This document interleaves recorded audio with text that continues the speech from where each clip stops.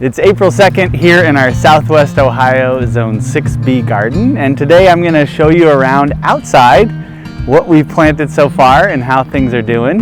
I'm also going to show some of the winter sown plants that we are growing, and then we'll head inside and see what's still growing indoors, and I'll also talk about some important dates coming up.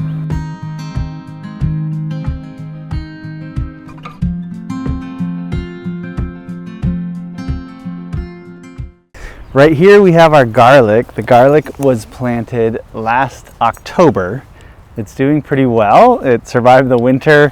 We've got a nice mulch of shredded leaves on top. You can see there's a few different varieties. These are all hardneck varieties. They tend to do better in colder climates like us in Zone 6.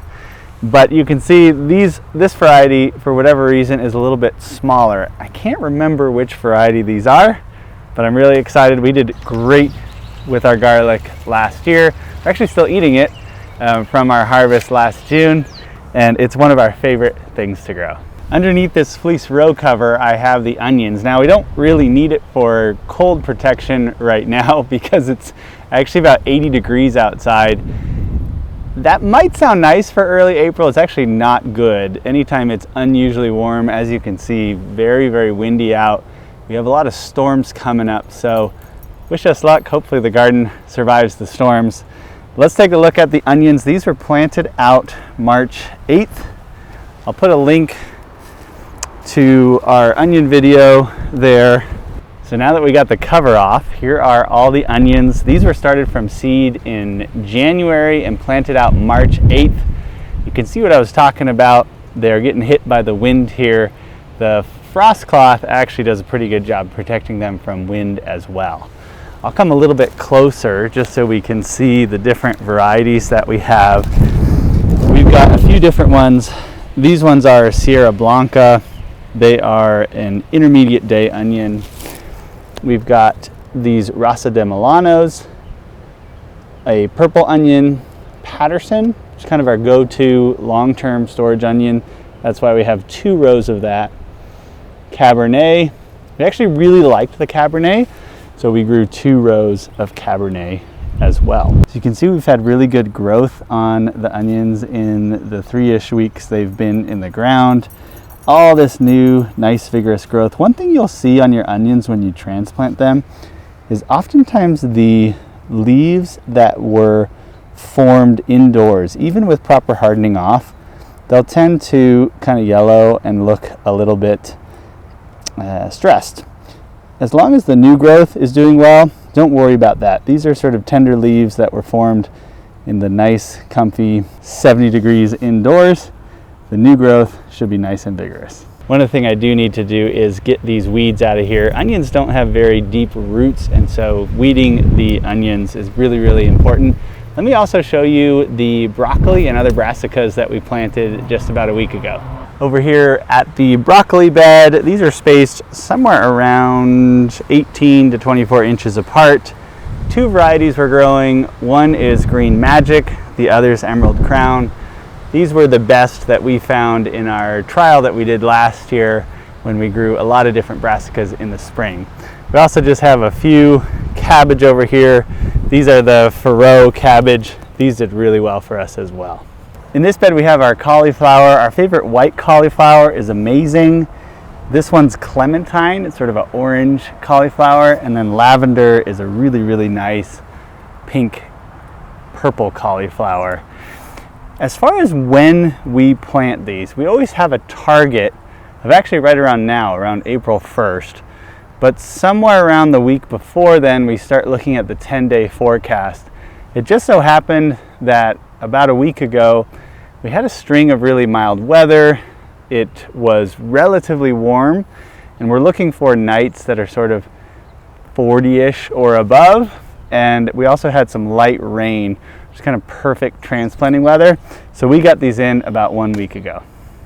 In this bed, it's a mixed bed of cool weather plants. We have our Asian greens, so pak choi and tatsoi, cilantro, kind of counterintuitive because it's in a lot of food that comes from really hot, humid places, but it loves cool weather. And then we have our kohlrabi and our lettuce. One thing I always like to do when planting a mixed bed is to try to time it so all of these crops are harvested and out of the bed around the same time. It just makes turnover of the bed and then succession planting something else a lot easier. If you have some things that are going to be in there all season and other things that are going to be harvested, it's just a little harder to plan that succession planting, at least for us. Something pretty exciting over here in this bed, doesn't look like much, but if we just zoom in right here, we can see we're starting to get asparagus. Asparagus is a perennial. It'll come back every year. We actually planted this 2 seasons ago, so this is its 3rd season. Last year we did not harvest any asparagus, although in retrospect we should have, because what happens here in Ohio is it warms up, we get a bunch of asparagus that pops up, and then we get a freeze and it all dies. And so we may as well have harvested that last year. That was our assessment. But definitely we're excited about this year. I mean, I think within a week we're gonna have a decent amount of asparagus. Goes perfect with quiche from our chickens. This right here used to be our tomato tower. This year we're giving the bed a break from growing tomatoes, so we're going to move them to a different bed. But I'm using these poles to grow peas, and I actually did an experiment where I direct sowed some peas and I transplanted others. So these right here, these are the transplants, and one of the things you can see is some of the older leaves have a decent amount of frost damage. They're growing and doing okay. But if you look over here at the direct sown ones, they are more accustomed to the cold weather and you don't have any frost damage. And they've actually caught up in size to the ones I transplanted. So, always good to do garden experiments, and I would say this one, I am just going to direct sow these every year. One thing I do is I actually use a half milk jug. You can see these indents right here. And I place the half milk jug over the top, and then I sowed these in early March, and that little mini greenhouse helps them germinate and grow initially, and since then we've taken that off. Speaking of direct sown things, we did direct sow a few seeds over here in another bed, so let me show you that.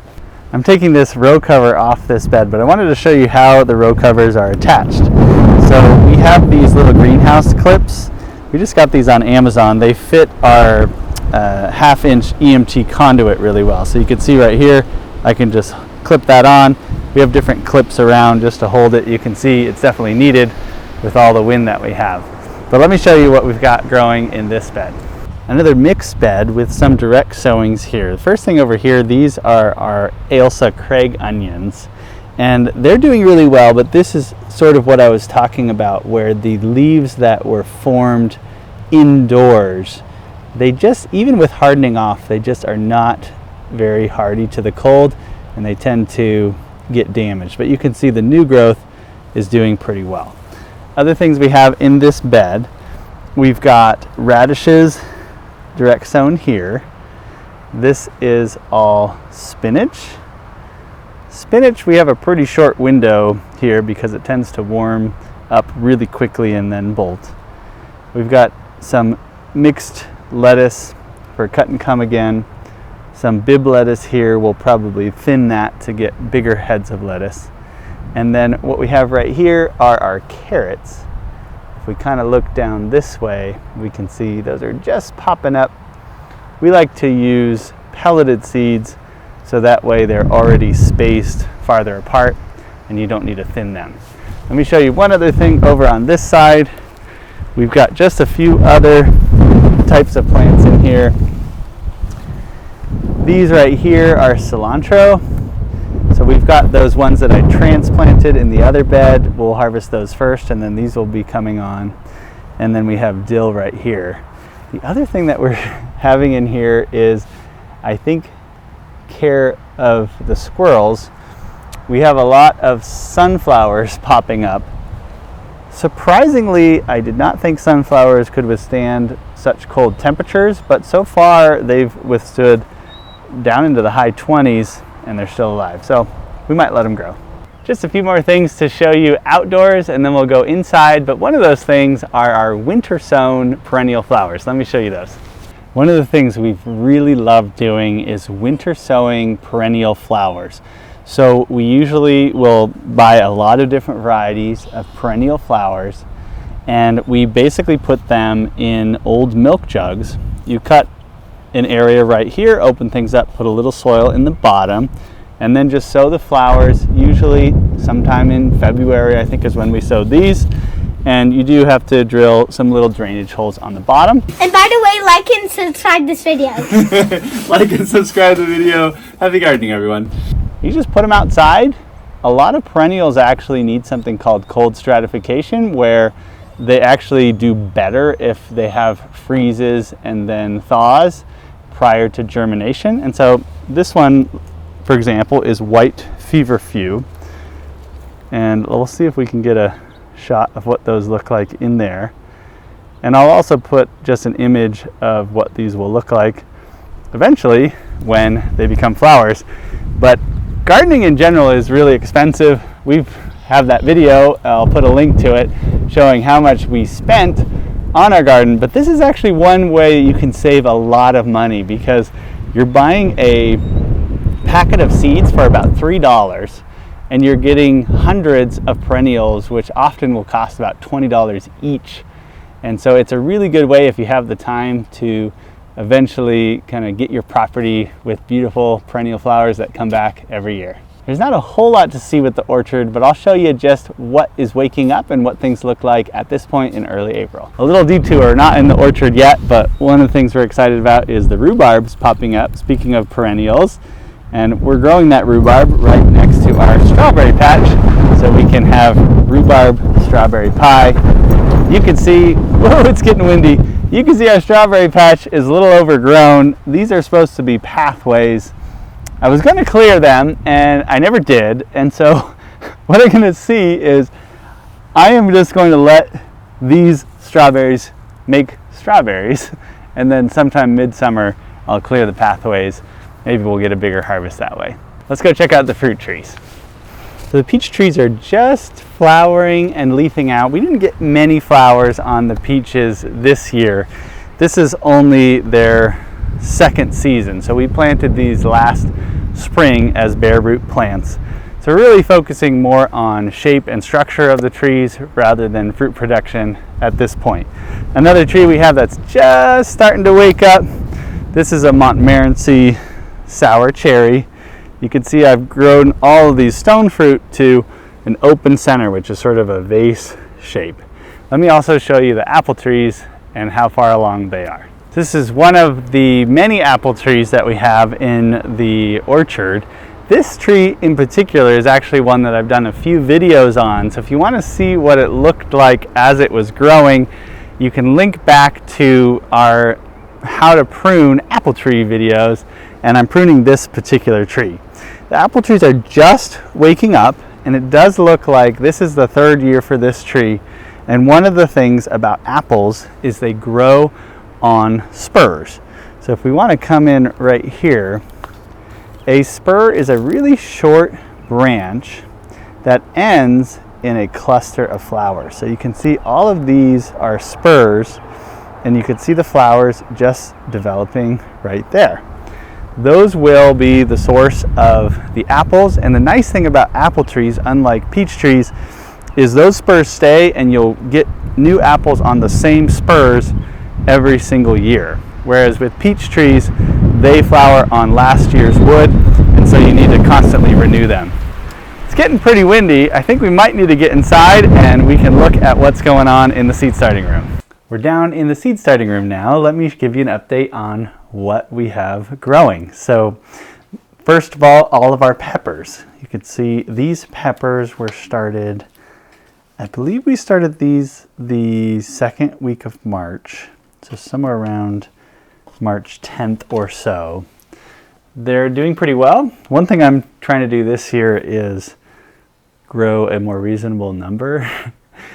For some reason, I always tend to start a lot of seeds and then as all of you guys probably know, it's so hard to throw the seedlings out.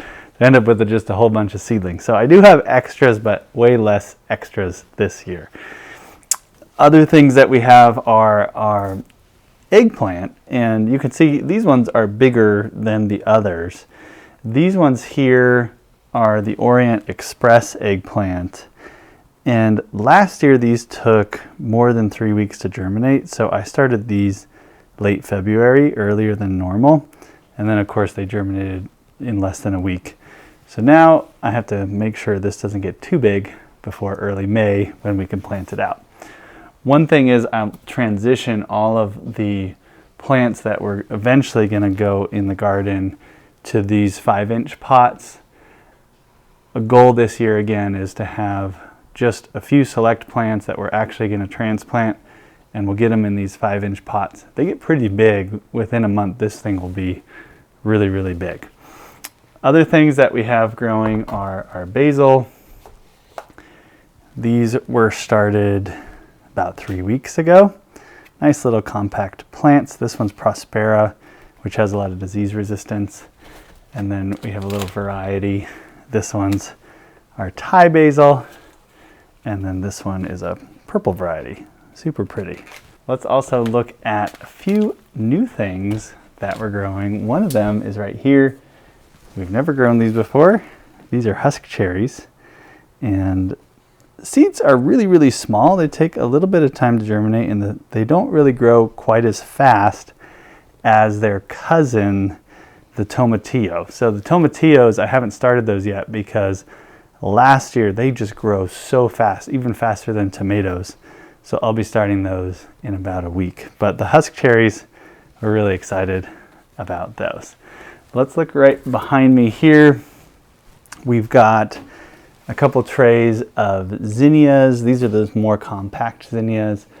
I like to start some of the zinnias indoors just to have really early blooms, and then we'll direct seed a lot of the other ones.